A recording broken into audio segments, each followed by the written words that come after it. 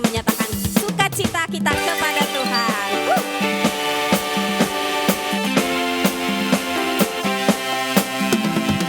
Haleluya, terima kasih Yesus. Terima kasih ya Tuhan. Ini adalah pujian syukur kami bagi-Mu. Pujian syukur ku naikkan bagimu, kasih dan rahmat-Mu tercurah bagiku, hidup bersama-Mu.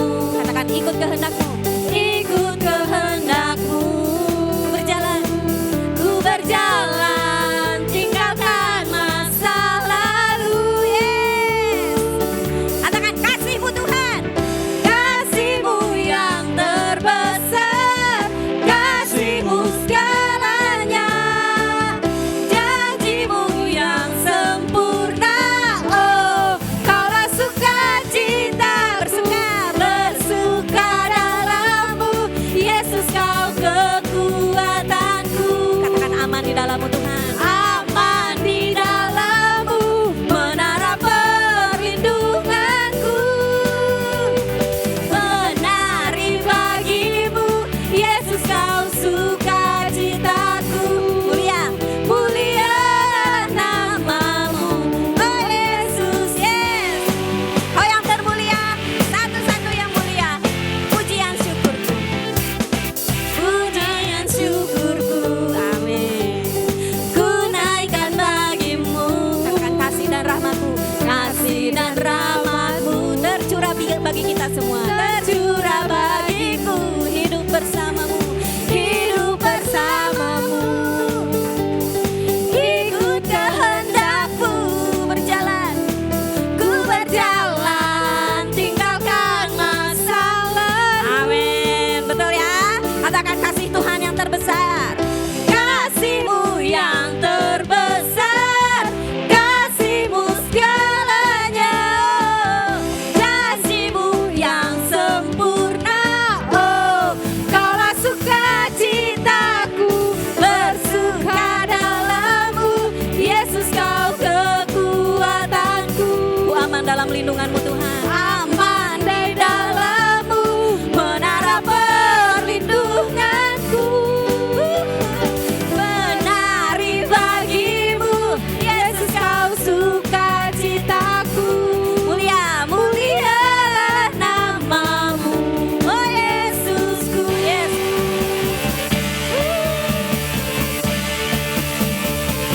Haleluya. Terima kasih Tuhan, kami mau bersuka meninggikan-Mu Yesus.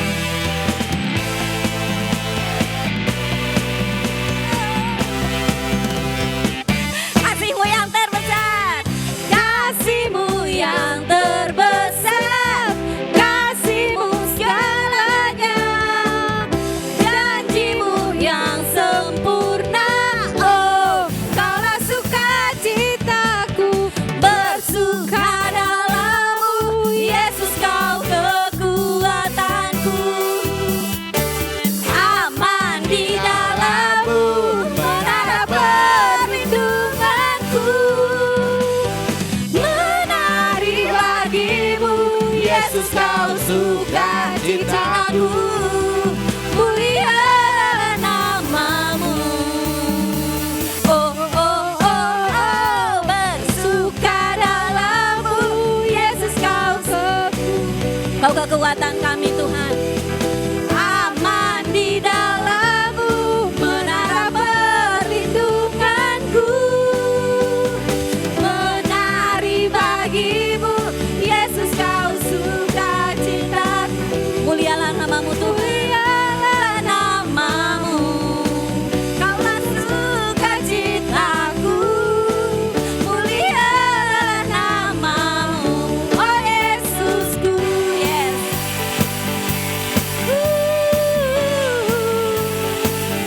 Sukacitaku, Yesusku, sukacitaku, haleluya. Kaulah sukacita kami Tuhan, karena kasih Tuhan yang terbesar, karena kasih Tuhan di atas segalanya, amin.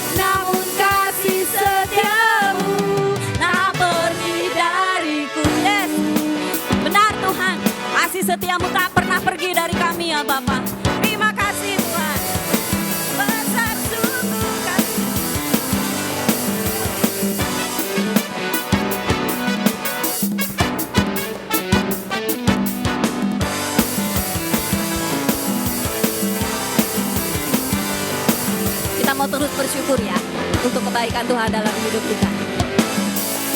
Yuk sama-sama kita. Ku mau selalu bersyukur sebab cintamu padaku takkan pernah berubah. Hatiku percaya walau bumi bergoncang, gunung-gunung beranjak, namun kasih setiamu tak pergi dariku.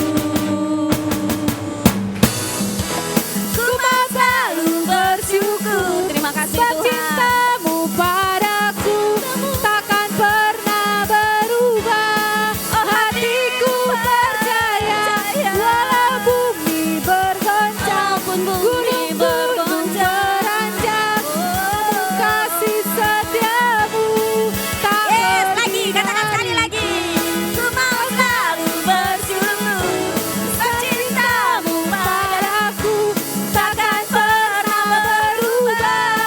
Hatiku percaya walau bumi bergoncang, gunung-gunung beranjak, namun kasih setiamu tak pergi dariku. Kasih setiamu, kasih setiamu tak pergi dariku.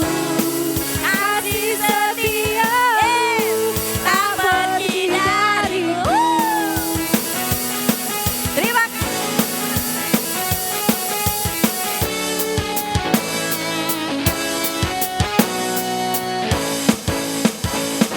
Haleluya, beri dong sorak-sorai yang terbaik buat Tuhan kita yang sangat baik. Amin.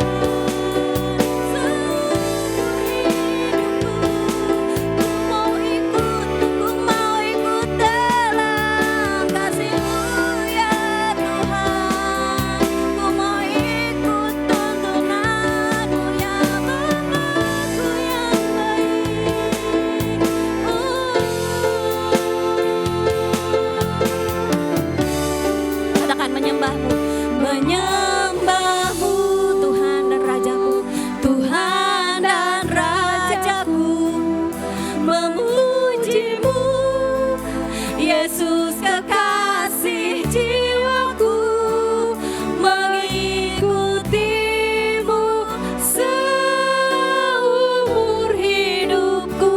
Di hadiratmu Tuhan, di hadiratmu bahagiaku, menyembahmu.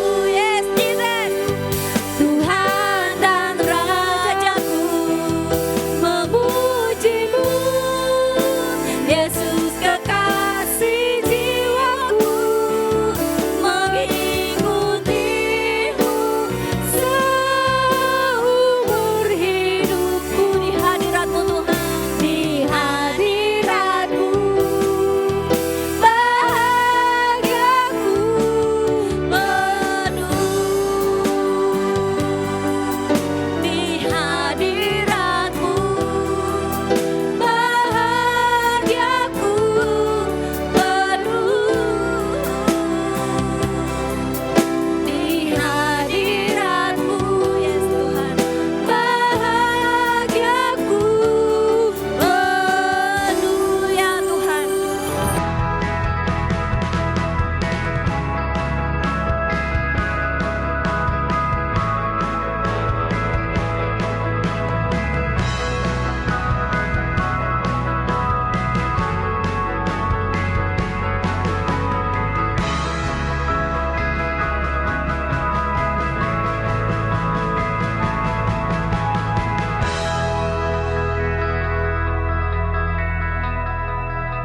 Baik Bapak Ibu, kita masuk di minggu yang kedua berkaitan dengan tema mengasihi Tuhan dari dalam keluar ya. Di minggu yang kedua kita belajar temanya adalah cinta yang buta dan kasih yang sehat. Nah, berbicara tentang cinta pada umumnya orang beranggapan kalau cinta itu tidak berkaitan dengan akal, tidak berkaitan dengan nalar, tetapi masalahnya itu adalah berkaitan dengan perasaan atau emosi. Hal ini tercermin dari satu peribahasa yang sering kali muncul, yaitu bahwa cinta itu buta. Cinta itu buta artinya di sana logikanya tidak berjalan, akalnya tidak berfungsi, sehingga cintanya itu tidak memandang, bahkan kalaupun seseorang itu dikatakan mungkin kurang baik. Sebagai contoh, contoh saja ya saudara ya.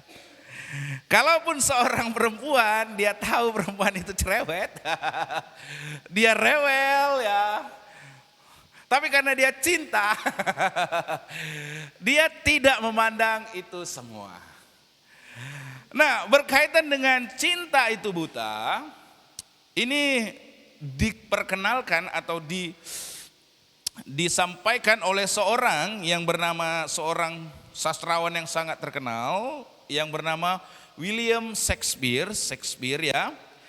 Dalam bukunya yang berjudul The Merchant of Venice, dia berkata gini, tetapi cinta itu buta dan orang yang mencintai tidak dapat melihat kebodohan indah yang mereka lakukan.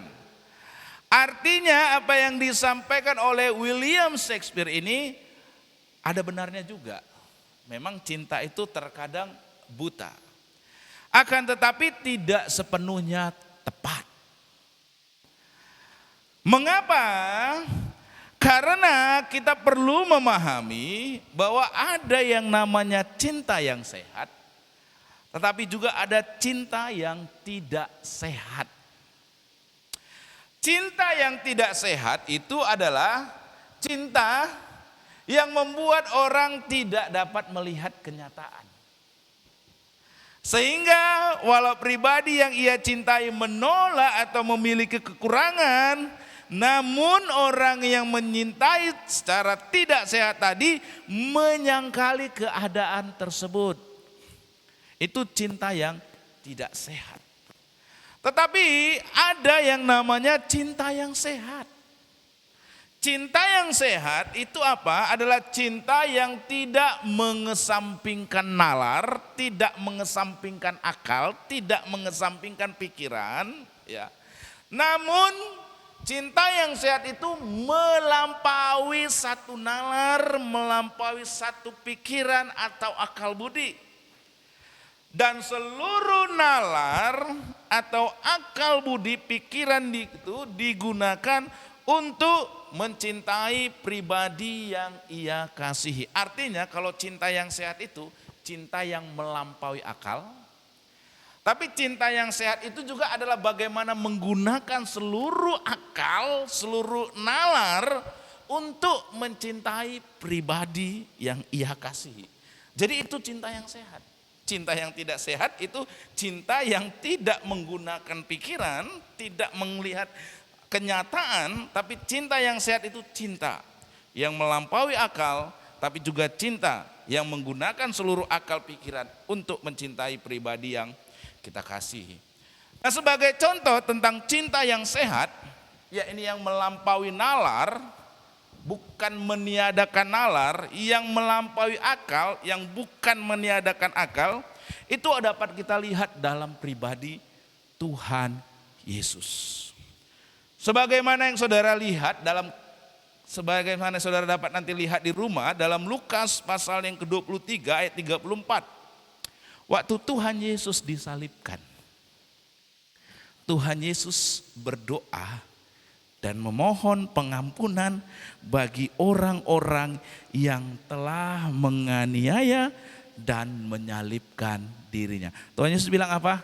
Ampunilah mereka sebab mereka tidak tahu apa yang.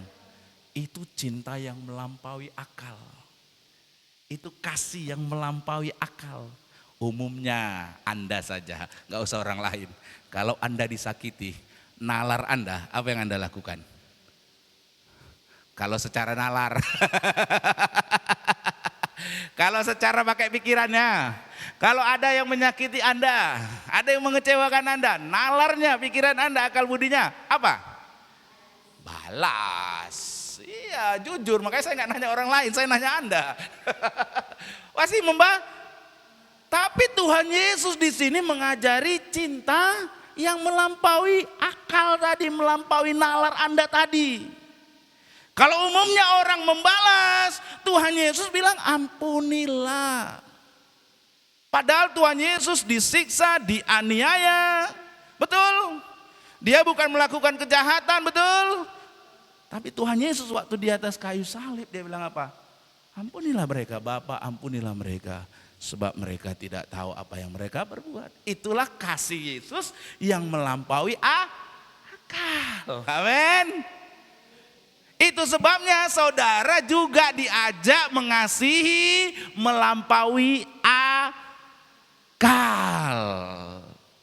Amin. Itu sebabnya berbicara pengampunan itu bukan berbicara menggunakan akal saudara.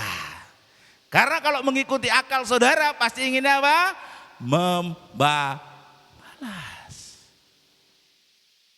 Di sini Anda makanya senantiasa Tuhan Yesus berulang kali bilang dalam doa Bapa kami diajarkan apa? Ampunilah mereka.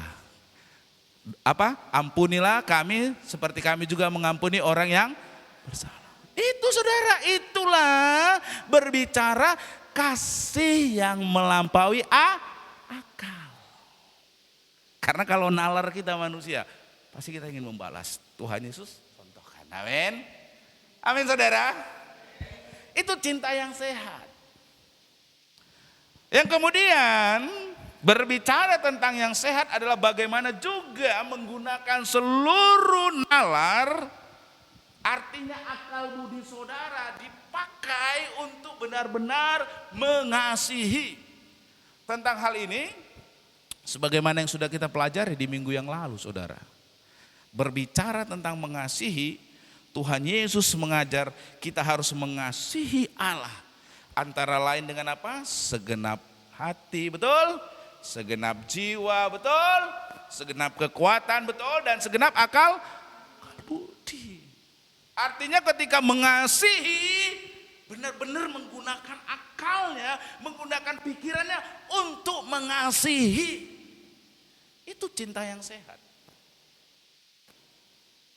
Mengasihi Tuhan dengan akal budi, bukan hanya sekedar perasaan, bukan hanya sekedar keinginan, bukan sekedar perbuatan, tapi dengan seluruh nalar akal budimu.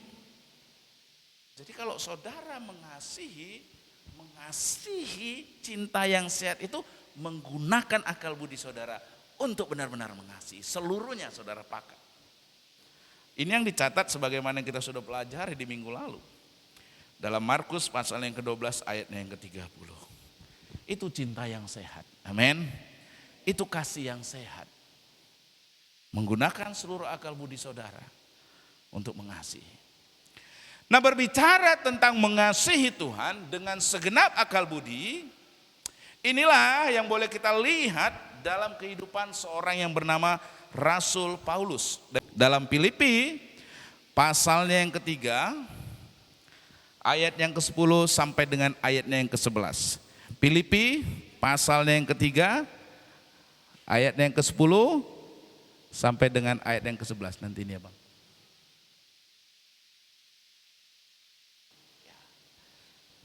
Saudara sudah ketemu? Katakan amin. Filipi pasal yang ketiga ayat yang 10 sampai dengan ayat yang ke-11. Firman Tuhan bunyinya demikian. Yang ku kehendaki ialah mengenal Dia dan kuasa kebangkitannya serta persekutuan dalam penderitaannya, di mana aku menjadi serupa dengan Dia dalam kematiannya, supaya aku akhirnya beroleh kebangkitan dari antara orang mati. Sekali lagi kita baca, yang ku kehendaki, oke Bang, biar Om. Ya. Yang ku kehendaki ialah mengenal Dia dan kuasa kebangkitannya serta persekutuan dalam penderitaannya. Yang ku kehendaki, kata Rasul Paulus, ya. Di mana aku menjadi serupa dengan Dia dalam kematiannya, supaya aku akhirnya beroleh kebangkitan dari antara orang mati. Bapak, Ibu, saudara-saudari, sebagaimana yang sudah disampaikan di minggu yang lalu, waktu Rasul Paulus menulis surat ini, Rasul Paulus sedang berada di mana, saudara? Di mana, saudara? Siapa yang setuju di sini penjara tempatnya enak, boleh lambaikan tangan. Siapa di sini yang mau suka di penjara, boleh lambaikan tangan. Gak ada. Berarti semua di tempat ini sepakat. Penjara itu bukan tempat yang enak. Amin. Bukan tempat yang diinginkan banyak orang. Bahkan kalau bisa itu adalah dihindari oleh banyak orang. Nah, Rasul Paulus sebagaimana yang sudah disampaikan, itu di penjara di kota Roma ketika menulis surat Filipi ini. Dia dalam keadaan terbelenggu, saudara. Terbelenggu oleh karena apa, saudara? Karena melakukan kejahatan? Karena dia melakukan penipuan? Karena dia melakukan pembohongan, pencurian? Rasul Paulus dipenjara oleh karena pengabdiannya, oleh karena kasihnya kepada Tuhan, oleh karena pemberitaan Injil. Dia merasakan semua penderitaan itu, berada dalam penjara oleh karena kasihnya kepada Tuhan. Oleh karena apa, Bapak, Ibu, saudara-saudari? Karena kasihnya kepada Tuhan. Karena ia mengasihi Tuhan, ia mengerjakan apa yang menjadi pekerjaan Tuhan inginkan dalam hidupnya, ia dipenjara, saudara. Bapak, Ibu, saudara-saudari, itulah kasih yang merupakan kasih yang bukan merupakan kasih yang buta. Namun kasih yang dilakukan dengan mata hati yang terbuka dan pola pikir yang jernih, saudara. kasih yang kepada Tuhan bukan hanya dengan perasaan dan perbuatan, tapi juga dengan segenap akal budi.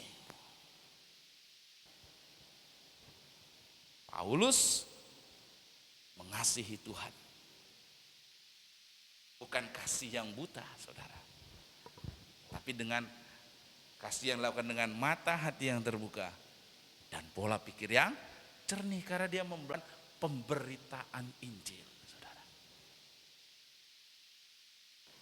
Di ayat 10 tadi, wujud daripada kasih Paulus itu diutarakan seperti begini. Yang ku kehendaki ialah mengenal Dia. Dalam konsep orang Yahudi, kata mengenal bukan hanya sebatas pengetahuan secara kognitif, tapi juga menyangkut pengalaman yang bersifat relasional, hubungan. Bu Sinaga kenal bau karena adanya hubungan, bukan tahu bau dari orang lain. Saudara mengerti bedanya? Siapa misalnya katakan bau, oh iya, dan saya dengar dia dari orang bla bla bla bla bla gitu. Itu sekedar tahu. Tapi Bu Sinaga dikatakan mengenal karena Bu Sinaga berhubungan, berbicara, berkomunikasi, betul? Bertemu, betul? Itu yang disebut dengan mengenal. Jadi kalau yang dikehendaki oleh Paulus adalah mengenal Tuhan, itu artinya berhubungan. Banyak hari-hari ini orang sekedar tahu Tuhan, betul? Gampang untuk tahu Tuhan. Dari mana? Alkitab. Semua pengetahuan ada di sana. Tapi saudara lebih daripada sekedar tahu, saudara perlu kenal. Berbicara mengenal itu adanya satu hubungan. Saya mungkin saja tahu, guru-guru Dani mungkin tahu, tapi saya nggak kenal. Kenapa? Saya tidak mempunyai hubungan. Ke SMA 3 saya tahu, oh ibu ini. SMK 2 kemarin ya, Dan. Tapi saya nggak mengenal mereka karena saya tidak pernah berhubungan, tidak pernah menjalin satu hubungan. Rasul Paulus di sini mengenal Tuhan, ya. Dengan kata lain, yang menjadi keinginan Paulus adalah bagaimana dia memiliki relasi yang semakin dekat, yang semakin akrab dengan Kristus. Yang ku kehendaki ialah mengenal Dia, memiliki relasi yang dekat, yang intim, yang akrab dengan Kristus. Itu yang dikehendaki Paulus, supaya dia dekat sama Tuhan. Dia berhubungan intim, akrab dengan Tuhan. Bagaimana itu Pak hubungan intimnya? Sederhana, kayak suami istri.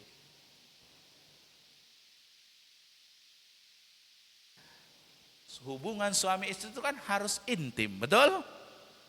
Harus dekat, betul? Ini mohon maaf ini.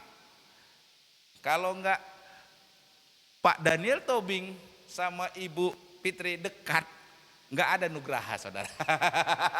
Betul kan? Amin, saudara. Itu yang dimaksudkan dengan sedemikian dekat, sedemikian intim. Jadi saudara tidak dapat dikatakan dekat, intim, akrab sama Tuhan kalau cuma sekedar tahu. Haleluya. Saudara ngerti, nangkap maksud perbedaannya kan, saudara? Amin. Nangkap saudara perbedaannya tahu dan kenal? Amin. Saudara ya. Kenapa Paulus itu ingin akrab, ingin dekat dengan Tuhan? Karena keakraban dengan Kristus itu yang membuahkan kehidupannya itu semakin bermutu, semakin berkualitas. Itulah yang diistilahkan oleh Rasul Paulus beroleh kebangkitan dari antara orang Mati artinya hidupnya semakin berkualitas, semakin dekat dengan Tuhan, semakin akrab dengan Tuhan, hidupnya semakin bermutu. Hidupnya semakin berkualitas. Nah, berbicara tentang hidup yang bermutu, hidup yang berkualitas itu karena ia tahu apa yang menjadi tujuan dalam kehidupannya, itu yang selanjutnya diutarakan di ayat yang ke-12 dengan berkata seperti demikian. Bukan seolah-olah aku telah memperoleh hal ini atau telah sempurna, melainkan aku mengejarnya.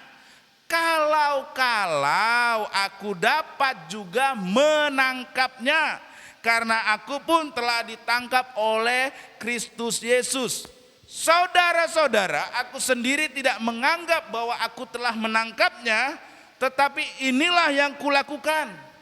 Aku melupakan apa yang telah di belakangku dan mengarahkan diri kepada apa yang di hadapanku dan berlari-lari kepada tujuan untuk memperoleh hadiah, yaitu panggilan surgawi dari Allah dalam Kristus Yesus. Nah, berdasarkan ayat-ayat ini Bapak Ibu Saudara-saudari, kita dapat melihat bagaimana Rasul Paulus mengasihi Tuhan dengan segenap akal budi yang tercermin dari kehidupannya yang berkualitas, kehidupannya yang bermutu.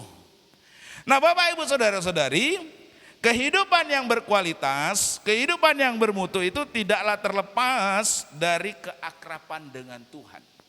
Keakraban dengan Tuhan sebagai wujud, saya ulangi, keakraban kita dengan Tuhan itulah sebagai wujud daripada kita mengasihi Tuhan dengan segenap akal budi. Kalau kita mengasihi Tuhan dengan segenap akal budi, kita akan semakin akrab dengan Tuhan. Amin. Ketika kita semakin akrab dengan Tuhan, kehidupan kita pasti menjadi kehidupan yang bermutu. Amin. Kehidupan yang berkualitas. Dari tulisan Rasul Paulus ini, apa yang dapat kita pelajari supaya kehidupan kita adalah kehidupan yang bermutu? Kehidupan yang bermutu adalah kehidupan yang tidak terlepas dari yang namanya sikap rendah hati. Kehidupan yang bermutu yang merupakan buah dari keakraban dengan Tuhan, yang merupakan wujud daripada kasih yang mengasihi Tuhan dengan segenap hati adalah yang pertama, hidup dalam sikap rendah hati. Katakan kanan kiri saudara, hidup dalam sikap rendah hati.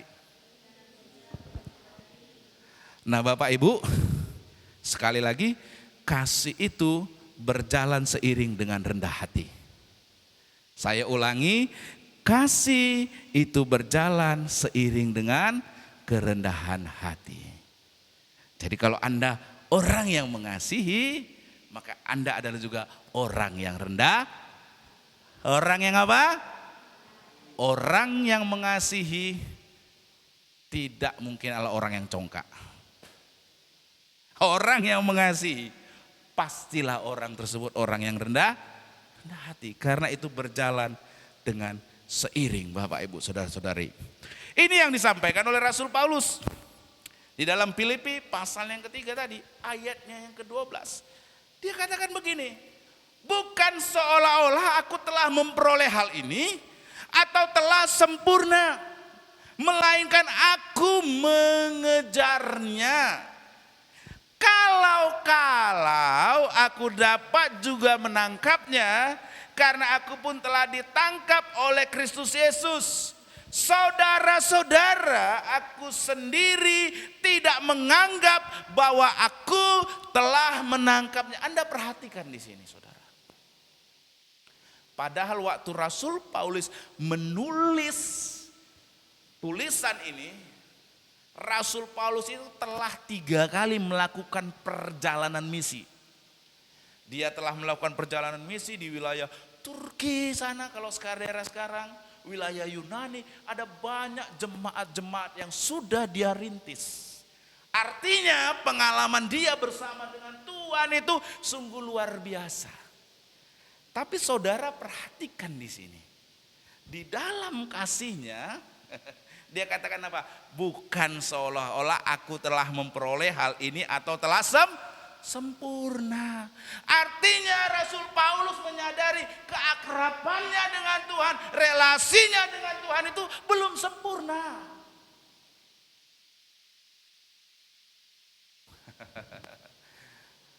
Oleh karenanya dia bilang kalau, perhatikan kata kalau ini saudara.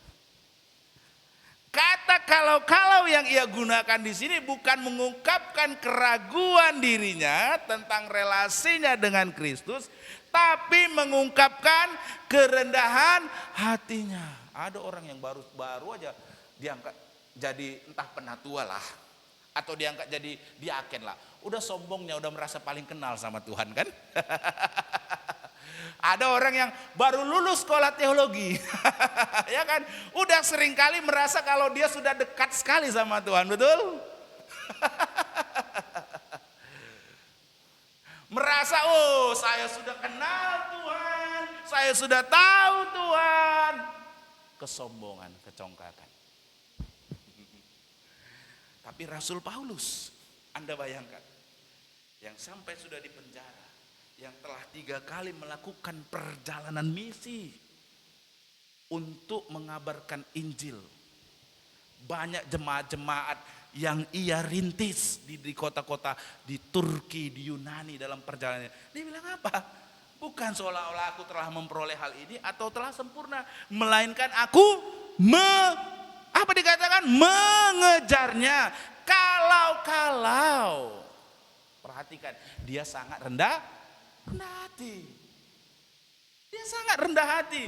Kalau aku dapat juga menangkapnya. Saudara-saudara, aku sendiri tidak menganggap bahwa aku telah menangkapnya. Artinya aku udah sempurna nih relasiku dengan Tuhan. Hubunganku dengan Tuhan itu udah sempurna. Enggak. Rasul Paulus dalam kasihnya menyadari dengan kerendahan hati. Jadi kasih itu berjalan seiring dengan kerendahan hati.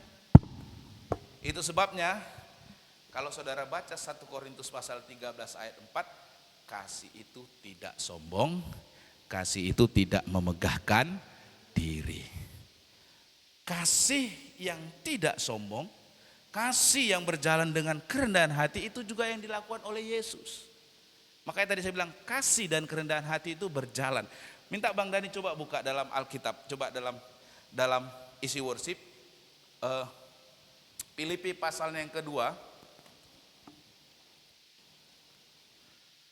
ayat 6 sampai 8. Coba tolong Bang, buka Bang, bisa Bang?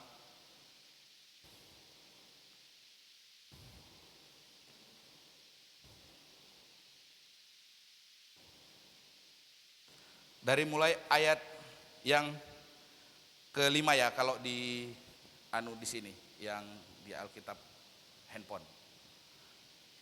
Bisa Bang? Ya. Oke, kita buka aja masing-masingnya saudara ya. Di Filipi pasalnya yang kedua, ayatnya yang kelima sampai dengan ayatnya yang ke-8. Inilah yang dicontohkan oleh Yesus bagaimana kasih dan kerendahan hati itu berjalan dengan seiring.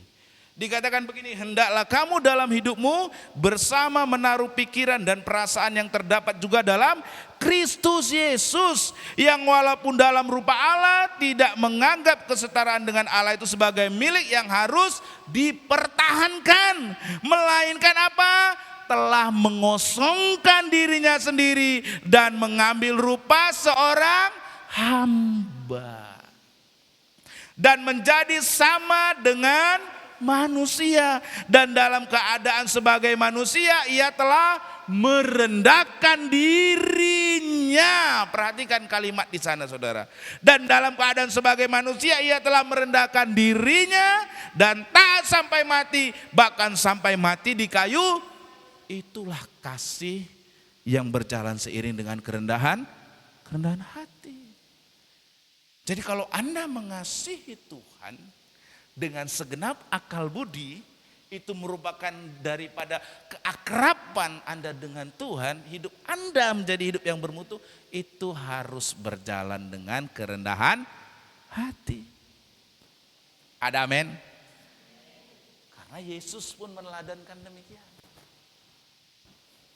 Ini saya sangat diberkati nih, berbicara kasih dan kerendahan hati. Kalau saudara mengasihi Tuhan, Anda menjadi orang yang rendah hati, amin. Karena kasih dan kerendahan hati itu berjalan seiring. Amin. Orang yang mengasihi pasti orang yang rendah hati. Itu ditunjukkan oleh Tuhan Yesus. Amin. Merendahkan diri, mengosongkan diri, merendahkan diri menjadi seperti manusia. Wow. Ya. Rasul Paulus pun demikian, dia enggak sombong. Yang karena dipenjara karena Injil, yang melakukan perjalanan misi ke sana kemari. Enggak bilang dia aku udah sempurna. Aku tahu betul Tuhan, enggak ngomong gitu dia. Dia bilang apa? Kalau. Artinya dia masih terus. Amin. Yang kedua, berbicara kehidupan yang bermutu, yang merupakan buah dari keakraban dengan Tuhan, dan itu merupakan wujud daripada kasih kepada Tuhan dengan segenap akal budi. Yang kedua adalah bagaimana sikap hati yang terfokus. Nah, kasih itu berjalan seiring dengan yang namanya fokus. Ada amin? Yang setuju katakan amin. Kasih berjalan seiring dengan kerendahan hati, kasih juga itu berjalan seiring dengannya yang namanya fokus. Bapak Ibu Saudara-saudari, ini yang dikatakan oleh Rasul Paulus ya, di dalam Filipi pasalnya yang ketiga ayat 12 sampai dengan ayat yang ke-14. Dikatakan begini, aku mengejarnya, kalau aku dapat juga menangkapnya. Saudara-saudara, aku sendiri tidak menganggap bahwa aku telah menangkapnya. Perhatikan cetak miring selanjutnya. Tetapi inilah yang kulakukan. Anda dapat melihat di sini bagaimana satu ketetapan hati dari yang namanya Rasul Paulus. Kalau dalam bahasa Inggris ini indah ini. But one thing I do. Satu hal yang kulakukan. Satu, fokusnya satu. Bukan dua, bukan tiga, bukan empat. One thing. Tetapi satu hal yang kulakukan. Tapi inilah fokusku, inilah yang kulakukan. Makanya kasih itu berjalan seiring dengan fokus. Sebagai contoh. Kalau Anda mengasihi, ya ini ya anak-anak muda ya. Contoh yang lagi kasmaran. Atau yang orang tua atau yang udah suami istri juga boleh lah ini contohnya. Kalau Anda mengasihi istri Anda dengan sungguh-sungguh, pasti Anda akan fokus kepada istri Anda. Artinya istri Anda akan menjadi prioritas dalam hidup Anda, betul? Sehingga kalaupun ada hobi itu akan ditinggalkan. Kalaupun ada teman itu pun akan ditinggalkan. Kalaupun ada pekerjaan itu akan ditinggalkan. Betul? Kenapa? Karena Anda mengasihi istri Anda. Itu akan menjadi fokus Anda, betul? Akan menjadi prioritas Anda. Tapi kalau enggak Anda kasihi, itu tidak akan menjadi fokus Anda, betul? Itu tidak akan menjadi prioritas Anda, betul? Amin. Sehingga benar sekali, erat sekali antara kaitan itu dengan fokus. Orang yang mengasihi Tuhan, memprioritaskan Tuhan, waktunya ibadah akan ibadah. Betul? Karena kasihnya fokus, memprioritaskan. Tapi kalau orang tidak mengasihi Tuhan, maka ia tidak akan memfokuskan dirinya kepada Tuhan. Betul? Amin Pak Baru? Dia tidak akan memprioritaskan Tuhan. Nah, Rasul Paulus dia benar-benar mengasihi Tuhan, makanya dia bilang, but one thing, fokusku satu hal aja, ini yang ada dalam hidupku, aku melupakan apa yang telah di belakangku dan mengarahkan diri kepada apa yang di hadapanku. Dia katakan apa? Oh, aku udah lupakan itu apa yang telah di belakangku. Aku fokus sekarang. Yang di belakangku nggak kuingat lagi. Fokus. Kok besar bang? Tolong kecilin layarnya. Oke, ya. Paulus menilai bahwa semua yang pernah ia raih dalam kehidupannya di masa lampau sekarang tidak ada lagi artinya dibandingkan relasinya dengan Kristus. Kasihnya itu kepada Tuhan itu fokusnya dia sekarang. Sehingga yang di belakang-belakang gak diingat lagi. Gak ku ingat-ingat lagi. Karena pengenalan akan Kristus, relasi dengan Kristus itu yang paling utama. Itu yang tercermin dalam tulisannya dalam Filipi pasal yang ketiga 7-8. Dia katakan begini, tetapi apa yang dahulu merupakan keuntungan bagiku, sekarang kuanggap kerugian karena Kristus. Malahan segala sesuatu kuanggap rugi. Karena pengenalan akan Kristus Yesus Tuhanku lebih mulia daripada semuanya. Karena dialah aku telah melepaskan semuanya itu dan menganggapnya apa? Apa saudara? Sampah, yang lain-lain itu sampah semua. Supaya aku memperoleh, Anda lihat di sini. Bagaimana ketika Paulus benar-benar mengasihi Tuhan. Dia fokus sama Tuhan. Amin. Dia memprioritaskan Tuhan. Amin. Fokus dia. Sehingga yang lain itu dianggap sampah. Karena kasihnya kepada Tuhan, relasinya kepada Tuhan, itu yang lebih utama. Ada amin. Amin. Kalau ini diterjemahkan, diaplikasikan dalam kehidupan kita ayat 8. Mampu enggak? Malahan segala sesuatu kuanggap rugi. Karena pengenalan akan Kristus Yesus Tuhanku lebih mulia daripada semuanya. Karena dialah aku telah melepaskan semuanya itu dan menganggapnya supaya aku memperoleh Kristus. Kalau saudara mengasihi Tuhan, saudara akan mengutamakan Tuhan. Amin. Kalau Anda mengasihi Tuhan dengan segenap akal budi, Anda akan mengutamakan Tuhan lebih daripada hal-hal yang lain. Amin. Amin saudara. Mengasihi Tuhan dengan segenap akal budi, amin. Saudara harus mengutamakan Tuhan lebih daripada hal-hal yang lain, amin. Haleluya. Haleluya. Kasih kepada Tuhan itu fokus. Fokus itu berbicara prioritas yang utama. Dan ini yang dilakukan oleh Rasul Paulus. Haleluya. Dan yang ketiga, kasih berjalan seiring dengan kerendahan hati. Kasih itu berjalan seiring dengan fokus atau prioritas. Dan yang ketiga, kasih itu berjalan dengan sikap hati yang gigih. Katakan kanan kiri saudara, sikap hati yang gigih. Kerendahan hati, fokus, kegigihan. Nah saudara ya, berbicara tentang kasih yang berjalan seiring dengan kegigihan ini saudara, ini ada satu contoh. Ini berulang kali saya dengar cerita ini dari Pak Bambang. Itu berbicara tentang seorang sahabatnya. Jadi seorang sahabatnya ini ya, dia jatuh cinta kepada seorang pemudi ya. Pada waktu itu masih berada di bangku sekolah SMA waktu itu ya. Jadi pemuda ini naksirlah sama seorang pemudi.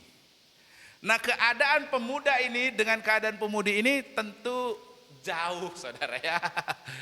Yang si pemudi ini punya paras, punya rupa yang cantik jelita. Sedangkan yang pemuda ini punya paras wajah yang mohon maaf biasa-biasa saja saudara ya. Kemudian si pemudi ini waktu-waktu zaman itu dalam kehidupannya ketika ia pergi ya ke sekolah itu berangkat menggunakan mobil ya. Sedangkan temannya ini dia adalah seorang yang berangkat sekolah menggunakan sepeda motor. Yang kemudian seorang pemudi ini adalah hidup dalam keadaan keluarga yang ekonominya bagus atau dibilang orang yang berada. Sedangkan si pemuda ini adalah seorang pemuda yang punya kehidupan keluarga yang ekonominya sederhana. Tetapi si pemuda ini menaksir si pemudi ini. Tapi dengan segala keadaan yang demikian, si pemuda ini tidak pernah menyerah. Alkisah satu kali ya, si pemuda ini datang berkunjung ke rumah pemudinya tersebut. Ya. Ketika berkunjung, si pemudinya sedang menyiram bunga. Ya. Sedang menyiram bunga, menyiram tanaman. Nah si pemuda itu datang. Si pemudi ini sebenarnya tahu kalau pemuda ini datang. Ya. Tapi dengan sengaja ia menoleh ke arah yang berlainan. Dia mengarahkan selang airnya itu menyemprot si pemuda yang datang tadi berkunjung, saudara. Itu artinya nggak welcome, betul kan? Kalau bisa lu pulang lah, ngapain lu datang kan begitu ya. Tapi si pemuda ini tidak menyerah. Dia berjuang dengan sangat gigih. Apa yang dia lakukan? Setiap ada hari Natal, dia mengirimkan parcel. Setiap si pemudi ini ulang tahun, dia mengirimkan kartu ucapan. Ketika ada bapaknya, ibunya yang berulang tahun, dia mengirimkan buah-buahan. Ketika ada tahun baru, ya mengirimkan kartu ucapan dan berbagai parcel yang lainnya. Ternyata saudara, kegigihan dari pemuda tersebut yang berjuang dengan gigih akhirnya meluluhkan hati si pemudi.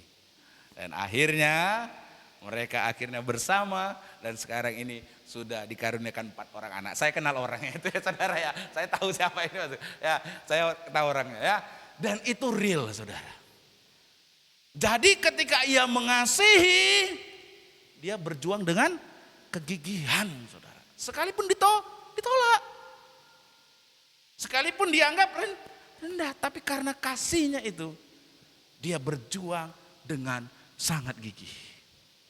Kalau suami mengasihi istri, Anda berjuang dengan kegigihan. Kalau seorang orang tua mengasihi anak, dia akan berjuang dengan kegigihan. Begitu juga sebaliknya. Kalau seorang anak mengasihi orang tua, dia akan berjuang dengan penuh kegigihan. Amin. Karena kasih itu berjalan seiring dengan kegigihan. Ada amin? Nah, berbicara itu tentang bagaimana sikap kegigihan ini ya, diutarakan Rasul Paulus dalam yang namanya Filipi pasal 3 ayat 14. Dikatakan begini, dan berlari-lari kepada tujuan untuk memperoleh hadiah, yaitu panggilan surgawi dari Allah dalam Kristus Yesus. Dia berlari-lari saudara. Enggak mungkin lari itu gini kan saudara. Kalau yang namanya lari apa saudara? Ekstra. Betul? Penuh dengan tenaga. Dikatakan dia berlari-lari untuk memperoleh hadiah. Hadiahnya apa? Hadiahnya bukanlah keselamatan dari hukuman dosa ataupun masuk ke dalam surga, bukan hanya itu saudara. Ya. Karena keselamatan, sekali lagi kalau saudara selamat bukan karena hasil usaha, kan betul?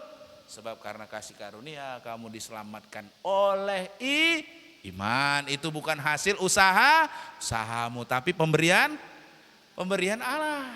Oleh karena janganlah seorang pun memegahkan diri. Kan begitu saudara.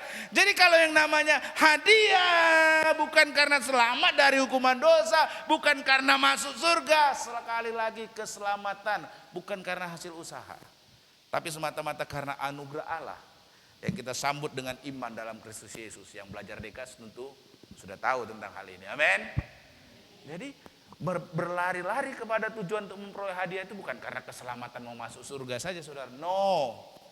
Karena masuk selamat surga itu bukan karena usaha perbuatan kita. Amin. Tapi karena anugerah Allah. Amin. Apa yang dimaksud dengan hadiah? Hadiah yaitu panggilan surgawi dari Allah dalam Kristus Yesus. Yaitu apa? Panggilan untuk memiliki relasi yang semakin akrab.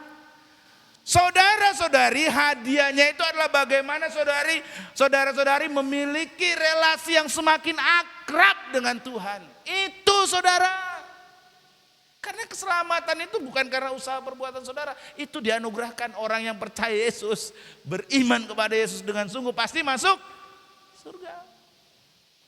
Tapi hadiahnya itu adalah bagaimana saudara memiliki relasi. Memiliki apa? Hubungan. Hubungan yang apa? Yang akrab, yang dekat, yang intim dengan Tuhan. Dan hidup yang semakin serupa dengan Kristus. Itu saudara. Nah, berkaitan dengan itu saudara, memang keselamatan adalah anugerah Allah. Dan bukan upaya kita. Tapi kalau relasi Anda mau semakin akrab, bertumbuh dalam kasih kepada Kristus, perlu apa saudara? Kegigihan. Katakan kanan kiri saudara, perlu kegigihan. Untuk semakin akrab, untuk semakin dekat, perlu kegigihan. Amin. Sama seperti pemuda tadi. Untuk bisa dia perlu kegigihan. Keakraban dan pertumbuhan dalam kasih tidak akan terjadi dengan sendirinya. Harus ada upaya yang gigih untuk memeliharanya. Saudara-saudari, kalau saudara mau akrab dengan Tuhan, saudara mau dekat dengan Tuhan, saudara mau mengenal Tuhan lebih lagi, lebih intim lagi, saudara harus gigih. Gak cukup hanya hari Minggu doang. Amin. Saudara, saya tanya, kalau suami istri ketemunya seminggu sekali, akrab enggak? Dekat enggak? Apalagi yang ketemunya sebulan sekali, akrab enggak? Dekat enggak? Halo Bapak Ibu saudara-saudari. Ya, saudara perlu kegigihan. Harus terus menerus saudara. Tidak cukup hanya satu kali. Pentingnya di sini kalau berkaitan dengan kegigihan, melakukan disiplin rohani dengan melakukan apa? Ibadah pagi, ibadah siang dan petang. Ini yang jarang-jarang ibadah harian ini. Kalau saudara mau semakin dekat, semakin akrab dengan Tuhan, mulailah ibadah harian. Amin. Itu Anda, disitulah Anda akan semakin dekat, semakin akrab, semakin mengenal siapa Tuhan itu. Dan itu perlu kegigihan. Amin. Perlu apa saudara? Jangan dibiarkan malas menguasai hidup saudara. Kemalasan tidak akan menambah keintiman, keakraban dengan Tuhan. Hanya kegigihan. Gigilah bangun pagi, amin. Siang ibadah harian, amin. Malam ibadah harian, amin. Karena kalau saudara mau akrab, saudara mau dekat, nggak bisa terjadi dengan sendirinya. Oh, tahu-tahu tiba-tiba dekat dengan Tuhan. Oh, tahu-tahu tiba-tiba akrab dengan Tuhan. Impossible, mustahil. Nggak mungkin. Anda bisa tiba-tiba nggak melakukan apa-apa, tiba-tiba dekat dengan Tuhan. Nggak mungkin. Sangat tidak mungkin. Nggak akan mungkin pernah ada. Tiba-tiba aja bisa dekat, no. Harus kegigihan, disiplin. Dengan melakukannya secara gigih, kita akan semakin bertumbuh dalam kasih kepadanya.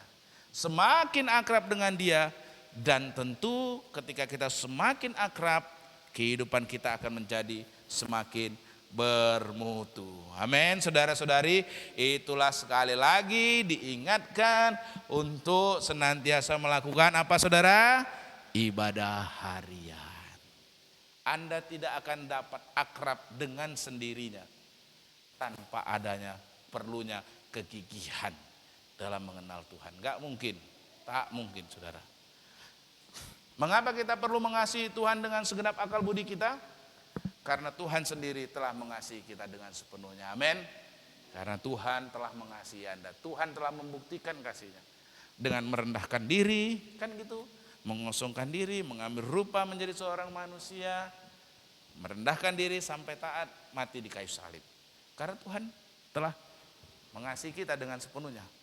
Kristus telah merendahkan dirinya dan rela berkorban sampai mati di kayu salib demi memulihkan relasi kita dengan dirinya. Selayaknya kita semua menanggapi kasih Allah dalam Kristus itu dengan balas mengasihi Dia. Ingat, yang kutuntut, ya kan? Amin saudara.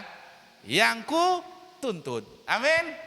Tuhan menuntut kita untuk mengasihi Dia. Kenapa sih? Ya karena Tuhan telah lebih dahulu mengasihi kita. Amin. Kan sakit kalau kasih nggak berbalas, saudara. Ya kan? Apalagi kita manusia, bener kan? Kalau yang kita ingat kebaikan-kebaikan kita aja. Betul kan? Tapi begitu nggak diingat, kita dilupakan, dikecewakan, langsung mananya yang udah kulakukan ini, kan gitu saudara. Yang kedua, mengasihi Tuhan selain karena kita harus mengasihi Tuhan dengan sepenuhnya karena Dia telah lebih dahulu mengasihi kita, kita juga mengasihi Tuhan, itu juga membuat kita semakin bertumbuh, semakin akrab dengan Tuhan. Ingat ya, kalau kita mengasihi Tuhan dengan segenap akal budi, itu saudara akan membuahkan keakraban kita dengan Tuhan. Amin. Kan benar kan? Kalau saudara mengasihi Tuhan, saudara hidup dalam kerendahan hati. Saudara mengasihi Tuhan, saudara berjalan dengan fokus, memprioritaskan, utamakan Tuhan. Saudara mengasihi Tuhan, saudara hidup dalam kegigihan untuk terus menerus, untuk semakin dekat, semakin akrab dengan Tuhan. Ya pastilah saudara, hidup saudara pasti akan berkualitas. Amin. Hidup Anda pasti semakin akan bermutu. Dengan mengasihi Tuhan, kita akan semakin bertambah akrab. Dan kalau kita mengasihi Tuhan, bertambah akrab dengan Tuhan, hidup kita akan semakin bermakna, berkualitas, bermutu. Ini satu kutipan yang sangat penting saudara. Pada dasarnya kita adalah apa yang kita kasih. Pertanyaan saya, apa yang saudara kasihi dalam hidup saudara? Kalau itu uang, itu menunjukkan siapa diri Anda. Haleluya. Coba tanya diri saudara, apa yang Anda kasihi? Kalau Anda mengasihi jabatan, mengutamakan jabatan lebih daripada yang lain. Yang lain itu nilai-nilai yang lain itu tersingkir saudara. Anda hanya akan fokus di situ. Kalau Anda mengasihi Tuhan, haleluya. Kalau Anda mengasihi Tuhan, Anda akan sama seperti apa yang dimaksudkan dalam Alkitab, ya kan? Hidup Anda pasti semakin berkualitas, semakin bermutu. Jadi saya tanya, apa yang Anda kasihi? Apa yang paling Anda kasihi dalam hidup saudara? Tuhan nomor berapa saudara? 10? 20? Woi, Bu Sinaga bilang nomor 1 ya, amin. Ya, Pak Alvaro nomor berapa? 9?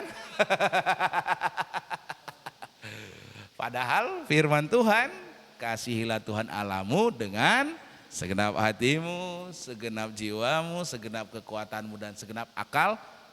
Itu yang terutama dan yang paling utama. Itu, saudara.